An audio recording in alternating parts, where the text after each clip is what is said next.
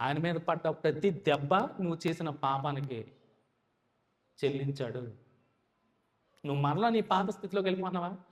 ఆయనకి పడుతున్నాయి దెబ్బలు. నువ్వు ఆయన అవమానించినట్టే. నీ పాపాల నిమిత్తమే కదా ఆయన దెబ్బలు తింటే.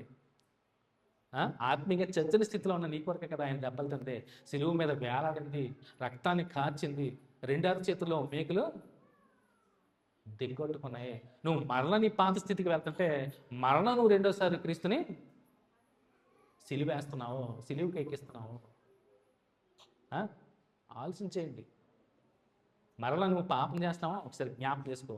సిలువు యాగంలో ఆయన నీ కొరకు, నీ బిడ్డల కొరకు అర్పించినటువంటి రక్తాన్ని జ్ఞాపకం చేసుకో. ఆయన శరీరాన్ని జ్ఞాపకం చేసుకో. చిత్రమైపోయింది ఆయన శరీరం, జ్ఞాపకం చేసుకో. మరలా నువ్వు నీ పాత రోత జీవితంలో అడుగు పెట్టే ముందు సిలువు వైపు చూడు, సిలువు మీద క్రీస్తుని చూడు. నిజంగా నువ్వు నీ మనోనేత్రాలు తెరిచి చూస్తే ఎన్నటికీ కూడా నీ పాత జీవితంలోకి వెళ్ళవు. ఓషి అన్నాడు, అయిపోయిందా, నీ కొరకు వెల చెల్లించాలి 15 నాడు, తిరిగిరా. మరలా నువ్వు ఏ పురుషుని వద్ద కూడా వెళ్ళకు. దేవుడు కూడా అదే చెప్తున్నాడు. మరలా నువ్వు ఏ పాప స్థితిలోకి వెళ్ళకూడదనే కదా ఒక్కసారి నీ కొరకు బలి అయింది. ఆలోచన చేయండి. బాప్తిసం తీసుకున్నాను కూడా మరలా నేను పాపం చేస్తే నా పరిస్థితి ఏంటంటే మరలా రెండోసారి క్షమాపణ ఉండదండి.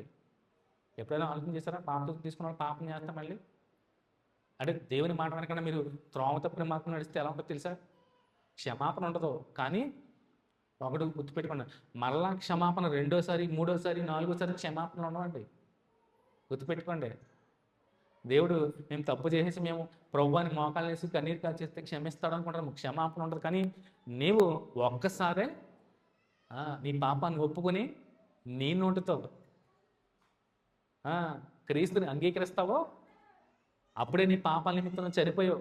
మరలా నువ్వు రెండోసారి వెళ్ళావు అనుకోండి, గోమెర రెండోసారి వ్యభిచార కోపంలోకి వెళ్ళినట్టే. దానితోనే పోలుస్తున్నాడు ఇక్కడ కూడా. అంతే కదా.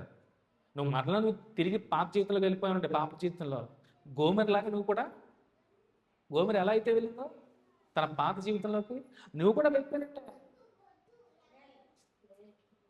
మరలా నువ్వు వెళ్ళిపోయినట్టే. రెండోసారి ఉండదండి.